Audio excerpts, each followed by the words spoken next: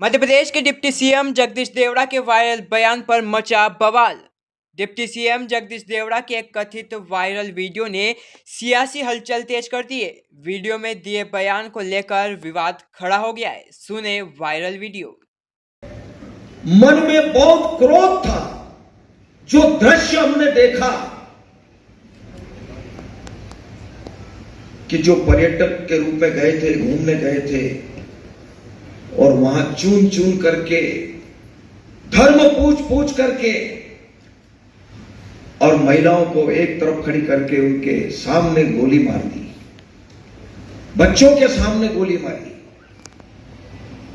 उस दिन से दिमाग में बहुत तनाव था, पूरे देश के लोगों के दिमाग में, कि जब तक इसका बदला नहीं लिया जाएगा और जिन माताओं के सिंदूर को मिटाने का काम जिन लोगों ने किया, जिन आतंकवादियों ने किया और जिन आतंकवादियों को जिनने पाला, जो पाल रहे हैं, उनको नेस्त नाबूद नहीं कर देंगे तब तक चैन की सांस नहीं लेंगे।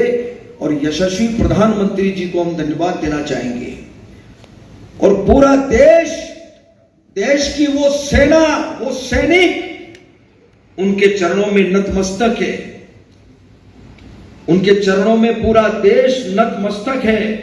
उन्होंने जो जवाब दिया है उसकी जितनी सराहना की जाए, जितना कहा जाए, एक बार उनके लिए जोरदार ताली बजा करके स्वागत। कांग्रेस का आरोप। मध्य प्रदेश कांग्रेस अध्यक्ष ने इस वीडियो को लेकर बीजेपी और उप मुख्यमंत्री पर निशाना साधा है। क्या कहा प्रदेश अध्यक्ष जीतू पटवारी ने, सुने। आदरणीय देशवासियों,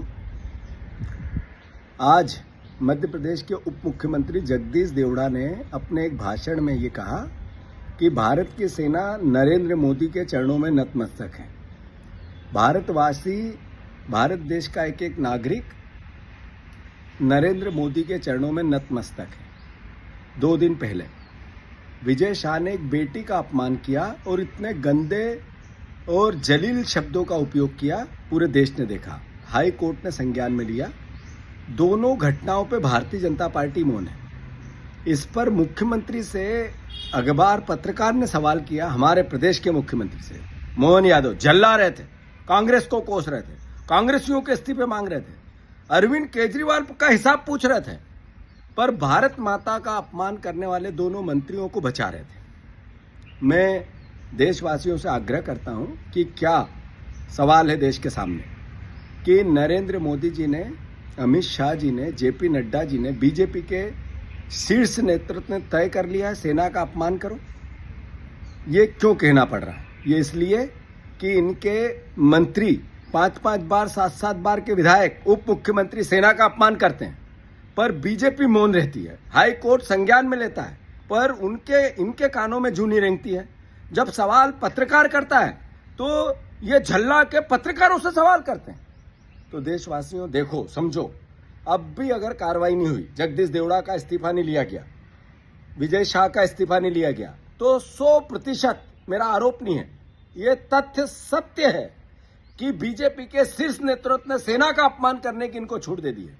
कांग्रेस इसका घोर विरोध करती है। हम कल पूरे प्रदेश में जगदीश देवड़ा के और विजय शाह के पुतले जलाएंगे, विरोध दर्ज कराएंगे और इनके इस्तीफे की मांग करेंगे। मैं एक एक कांग्रेस जन को इस वीडियो के माध्यम से संदेश देना चाहता हूं कि कल भारतीय सेना का अपमान करने वाले भारतीय जनता पार्टी के नेताओं का हर ब्लॉक में, हर गांव में, हर जिले में, जहां जिसको अवसर मिले, पुतले जलाओ और देश को संदेश दो, भारत माता की जय। वहीं डिप्टी सीएम जगदीश देवड़ा ने प्रेस वार्ता कर सफाई दी है। उन्होंने वीडियो की पुष्टि नहीं की, लेकिन विपक्ष पर भ्रम फैलाने का आरोप लगाया। अब जनता को तय करना है कि वायरल वीडियो में सच क्या है। मैं 2 दिन से जबलपुर के प्रवास पर था। मैं प्रभारी मंत्री के नाते सिविल डिफेंस वॉलंटियर्स का 1 दिन का प्रशिक्षण शिविर था, उसमें मैं गया था और मैंने ऑपरेशन सिंदूर के मामले में भी मैंने कहा और जो कुछ अभी हुआ है उसके बारे में मैं बोला था। और मैंने ये कहा था कि देश की सेना ने जो काम किया है ऑपरेशन सिंदूर में, उसकी जितनी सराहना की जाए उतनी कम है।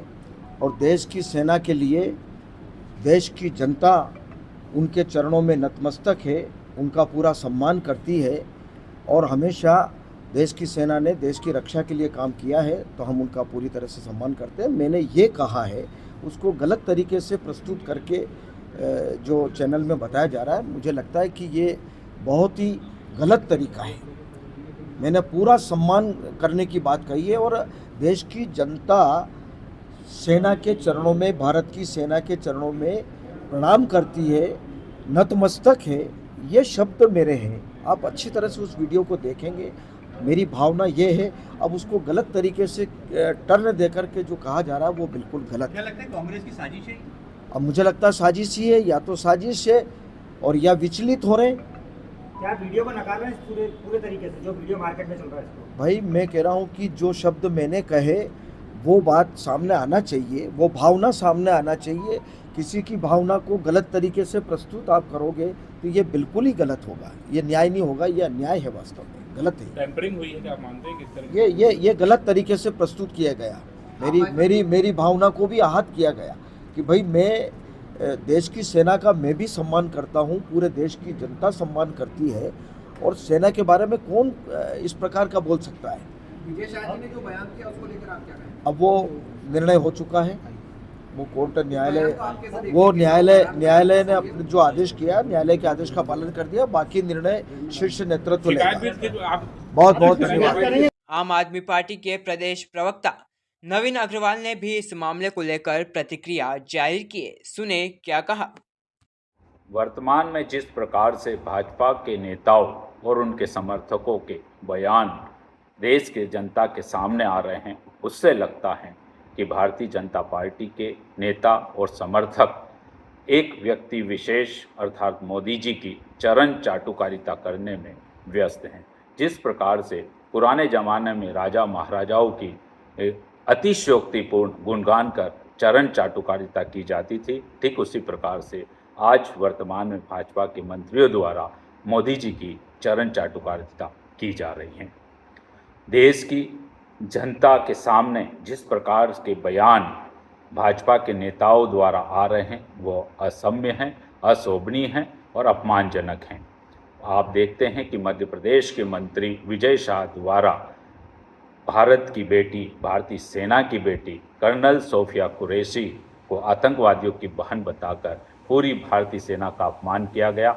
अभी वो मामला ठंडा भी नहीं हुआ था कि आज पुनः मध्य प्रदेश के उप मुख्यमंत्री जगदीश देवड़ा द्वारा अशोभनीय टिप्पणी सेना के ऊपर की गई।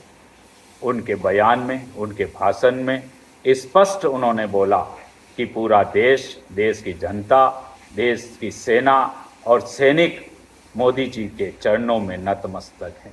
इससे बड़ी अपमानजनक बात क्या हो सकती है कि एक संवैधानिक पद पर बैठे हुए व्यक्ति निरंतर, मध्य प्रदेश के मंत्री निरंतर भारतीय सेना का, भारतीय बेटी का और भारत की सेना के पराक्रम और गौरव के और मनोबल को तोड़ने का प्रयास कर रहे हैं और मात्र मोदी जी की चरण चाटुकारिता कर उच्च पद प्राप्त करने की लालसा कर रहे हैं।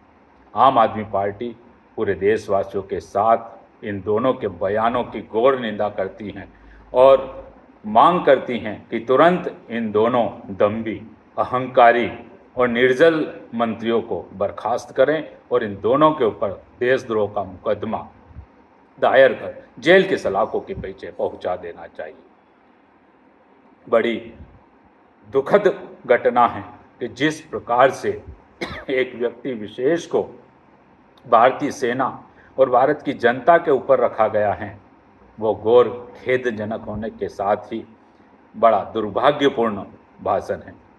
भाजपा के नेता और उनके समर्थक ये भूल गए हैं कि राष्ट्र सर्वोपरि होता है, व्यक्ति विशेष नहीं।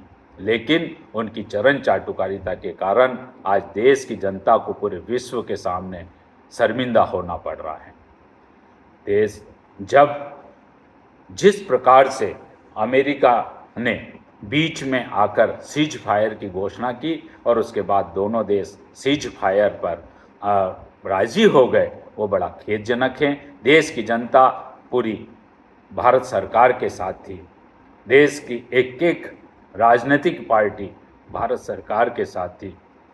ऐसे समय में हमारी संप्रभुता को, हमारी अखंडता को, हमारे विश्वास को, हमारे मनोबल को, सेना के गौरवपूर्ण इतिहास को बुलाया गया और सीज फायर की घोषणा की गई। उस सीज फायर से नरेंद्र मोदी जी की जो छवि खराब हुई थी, उस छवि को सुधारने के लिए भाजपा के नेता निरंतर ऐसा बयान दे रहे हैं और छवि और मोदी जी की चरण चाटुकारिता कर रहे हैं। पूरा देश भारतीय सेना के साथ हैं और भारतीय सेना का और भारतीय सेना की बेटी का, भारत की बेटी का और कभी भी अपमान सहन नहीं कर सकता है।